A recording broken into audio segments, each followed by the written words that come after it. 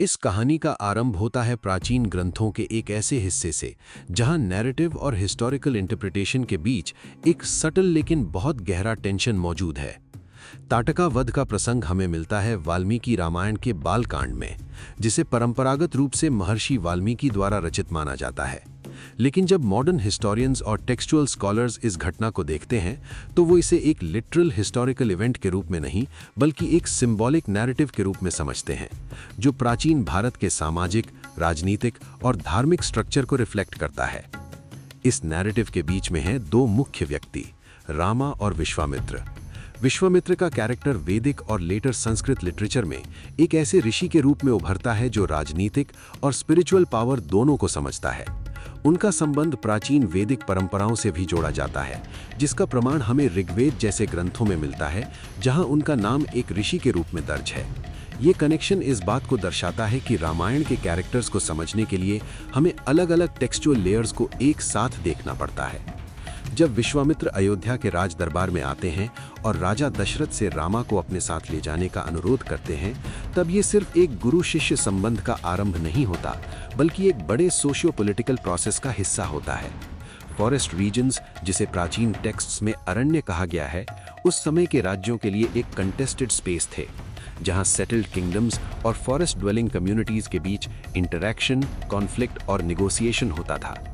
Historians इस बात पर जोर देते हैं कि ऐसे नैरेटिव्स जहां राक्षस या असुर का वर्णन होता है, अक्सर सिंबॉलिक हो सकते हैं, रिप्रेजेंटिंग दोज ग्रुप्स जो मेन स्ट्रीम वैदिक सोसाइटी के बाहर थे।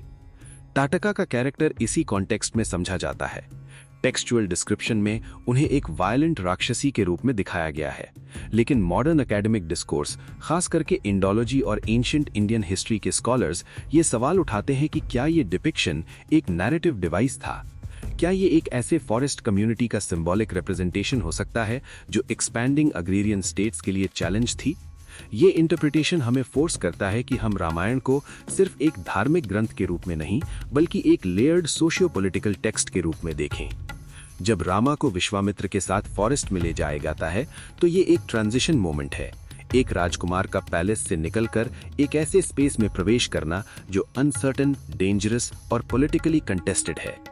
ये जर्नी हमें प्राचीन भारत की ज्योग्राफी की भी झलक देती है, जहां गैंजेटिक प्लेन्स के बाहर के रीजन्स अभी भी फुल्ली इंटीग्रेटेड नहीं थे।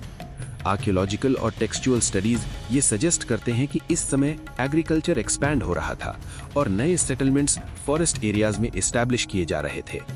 ताटका वध का मोमेंट, जहां रामा को विश्वामित्र के कहने पर ताटका को मारना पड़ता है, एक मॉरल और फिलोसॉफिकल टेंशन क्रिएट करता है। एक तरफ है धर्म, जिसे प्रोटेक्ट करना राजा और क्षत्रिय का कर्तव्य माना जाता था, और दूसरी तरफ है वायलेंस का एक्ट जो एक औरत के खिलाफ है। ये कॉन्ट्रडिक्शन रामायण के अंदर भी सटली रिफ्लेक्ट होता है, जहां रामा पहले हेजिटेट करते हैं। ये हेजिटेशन हमें बताता है कि even with in the text, morality एक फिक्स्ड कॉन्सेप्ट नहीं थी, बल्कि कॉन्टेक्स्ट के हिसाब से इंटरप्रेट की जा रही थी। इस एपिसोड को समझने के लिए हमें धर्म के कॉन्सेप्ट को भी समझना जरूरी है। धर्म एक स्टैटिक रूल बुक नहीं था, बल्कि एक डायनामिक फ्रेमवर्क था जो समय, स्थिति और वर्ण के हिसाब से बदलता था। इस बात का वर्णन हमें बाद के धर्मशास्त्र ग्रंथों और मनुस्मृति जैसे टेक्स्ट्स में मिलता है, जहां अलग-अलग सिचुएशंस के लिए अलग-अलग ड्यूटीज डिफाइन की गई हैं। रामा का एक्ट इसीलिए एक इंडिविजुअल डिसीजन नहीं, बल्कि एक सिस्टमिक एक्सपेक्टेशन का हिस्सा था, जहां राजकुमार को स्टेट अथॉरिटी को एक्सपैंड और प्रोटेक्ट करना होता था। सिनेमैटिक और नैरेटिव पर्सपेक्टिव से देखें तो ताटका वध एक टर्निंग पॉइंट है। ये रामा के ट्रांसफॉर्मेशन का पहला पब्लिक एक्ट है, जहां वो एक शेल्टर्ड प्रिंस से एक एक्टिव प्रोटेक्टर ऑफ ऑर्डर बन जाते हैं। लेकिन हिस्टोरिकल रीडिंग हमें एक और डायमेंशन दिखाती है। ये एक ऐसा मोमेंट है जो स्टेट फॉर्मेशन, टेरिटोरियल एक्सपेंशन और कल्चरल इंटीग्रेशन के प्रोसेस को रिफ्लेक्ट करता है। फॉरेस्ट को सिविलाइज करने का आइडिया, जो कई प्राचीन टेक्स्ट्स में मिलता है, एक पॉलिटिकल आइडियोलॉजी का हिस्सा हो सकता है। समय के साथ इस एपिसोड को अलग-अलग रीजन्स और ग्रंथों में अलग तरीके से इंटरप्रेट किया गया।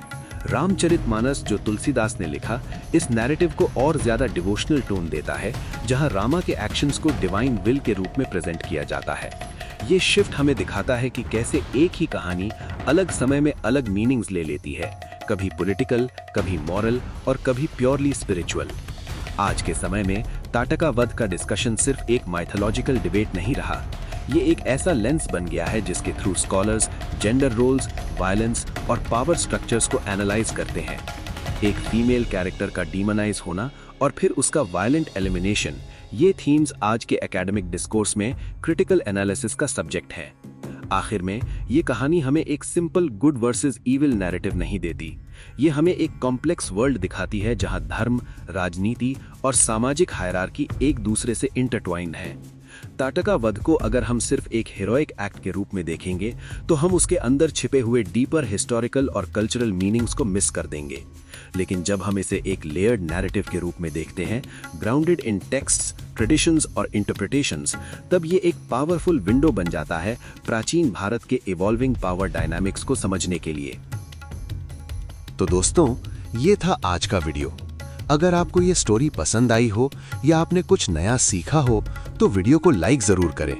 और अगर आप ऐसे ही और डीप, रियल और पावरफुल कंटेंट देखना चाहते हैं तो चैनल को सब्सक्राइब करना मत भूलना, क्योंकि यहाँ हर वीडियो सिर्फ एक कहानी नहीं बल्कि एक एक्सपीरियंस होता है।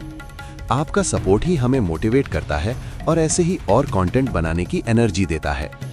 मिलते हैं नेक्स्ट वीडियो में एक और कहानी के साथ, एक और सच के साथ।